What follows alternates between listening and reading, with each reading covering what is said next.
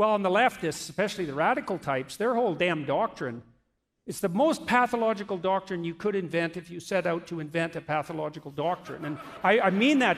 I'm not making a joke. I really mean that in the deepest possible sense. The notion that the fundamental human motivation is the willingness and ability to use compulsion, power. Power. It's all about power. And every time I hear that now from someone, I think, that is not a sociological observation. That is a confession on your part. And it's also just complete bloody nonsense. I mean, you all know this. You have friends because they're compelled to be your friends? Like, that's definitely not how you have friends. You might have bully henchmen that way, but you don't have friends. Power is an extraordinarily unstable basis to establish a marriage on. Plus, it just doesn't work because it turns out that women who are so annoying are very difficult to oppress, you know. So you can try, but it's not that easy. And I don't think that we've been all that historically successful in doing so. But it's also a preposterous proposition because the expression of power within an intimate relationship does not produce intimacy or a relationship. The best it can produce is like a combination of tyranny and slavery, and that does not characterize the institution of marriage per se.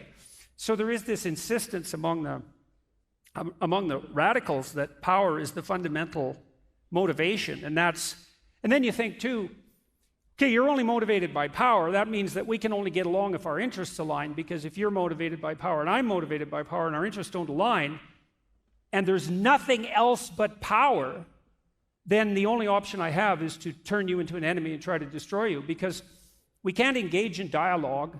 That's dialogos. And the reason we can't engage in dialogue is because there's no logos. There's just power. So there's no such... This is why it's a good thing for conservatives to understand. You have to understand that the debate about free speech on campus, in the deepest sense, is not a debate about who should be allowed to speak freely. That's nothing. That's a trivial debate. You can even understand it in some sense. If I don't agree with you, maybe I don't want you to talk. But the debate is about something much deeper, which is whether or not the idea of free speech itself is just a mask developed essentially by Europeans to justify the oppressive patriarchy in the most devious possible way.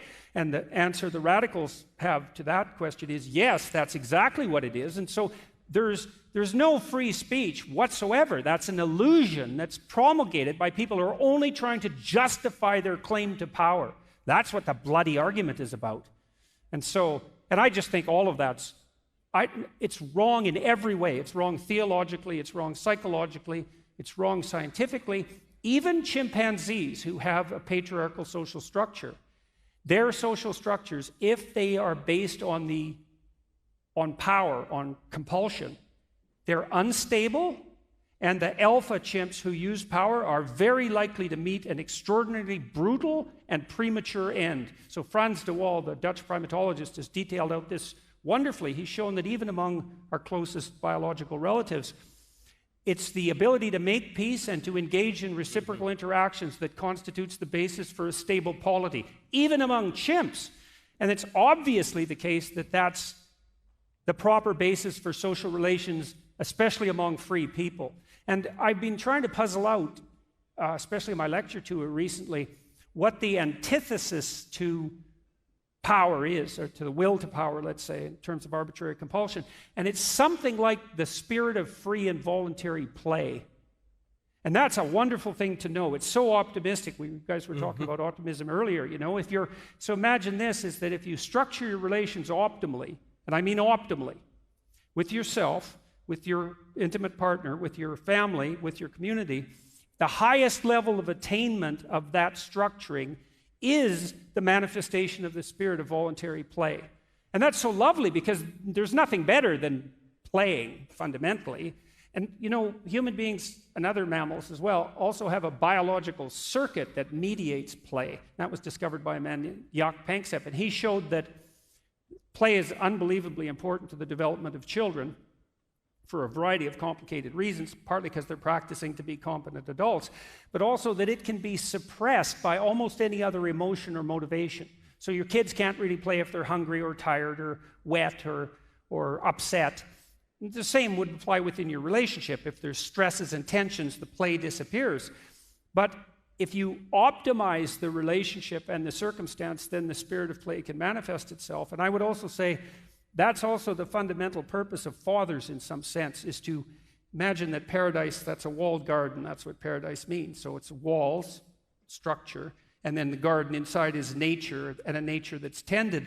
The masculine role in child rearing is something like the erection of the walls so that play can manifest itself within the walls.